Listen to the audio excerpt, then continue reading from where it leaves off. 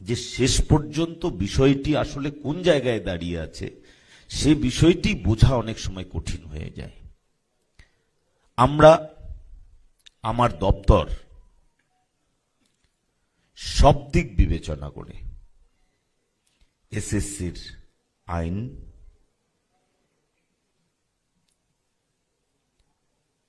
উচ্চ ন্যায়ালয়ের রায়, সরকারের মানবিক দৃষ্টিভঙ্গি সমস্ত দিক দিয়ে বিচার বিবেচনা করে যথাযথ পদক্ষেপ অতি দ্রুত গ্রহণ করা হবে, অতি দ্রুত গ্রহণ করা হবে।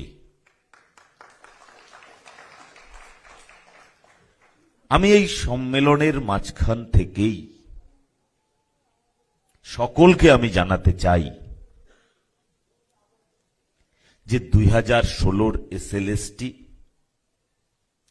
গ্রুপ সি, গ্রুপ ডি, 2025-এর এসএলএসটি,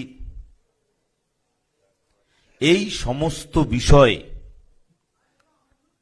আমার এবং আমাদের খুব ভালোভাবে জানা আছে। আপনাদের অনুরোধ করছি পুনরায় এই বিষয় নিয়ে আমার সঙ্গে সাক্ষাৎ, আমার ফোনে বড় বড় মেসেজ, আমার মেইলে অজস্র মেইল আর করবেন না, এই অনুরোধটুকু রাখছি। বিষয়গুলো আমাদের পুরো জানা, কারণ এই বিষয়টি আমার সামনে এখন সবচেয়ে বড় একটি দরজা। এই দরজাটা ভেদ না করলে আমি এর পরের ঘরে আমি যেতে পারছি না, এটাকে আমার ভেদ করতেই হবে। তো সেই কারণে এই দরজা খোলার জন্য আমরা নিরন্তর প্রয়াস করে যাচ্ছি।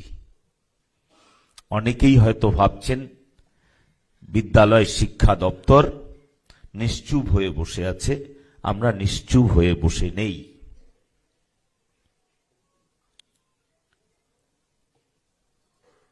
আমাদের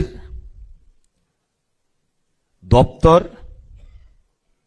সমস্ত দিক বিবেচনা করেই পদক্ষেপ করছে এবং সম্মানীয় মুখ্যমন্ত্রী শ্রী শুভেন্দু অধিকারী মহাশয় আমাদের দপ্তরের বিষয়ে সমস্ত কিছু খোঁজ খবর তিনি রাখছেন।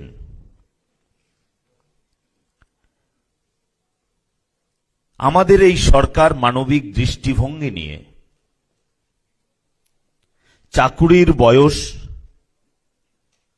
5 বছরের জন্য বাড়িয়েছেন বা একটা শিথিলতা দিয়েছেন, এক্সটেনশন দিয়েছে। যারা সেই বয়সের আছেন, যারা এখনো এসএসসি বসতে পারেননি বা হয়তো বা 15-20 বছর আগে একবার বসেছেন তারপরে আর সুযোগ পাননি, তাদের সকলের কাছে আমার আবেদন, আপনারা পুনরায় প্রস্তুতি নিন। এই দরজা ভেদ করার পরেই পরবর্তী দরজার জন্য আমরা পরীক্ষার দরজা সকলের জন্য খুলে দেব এবং আপনাদের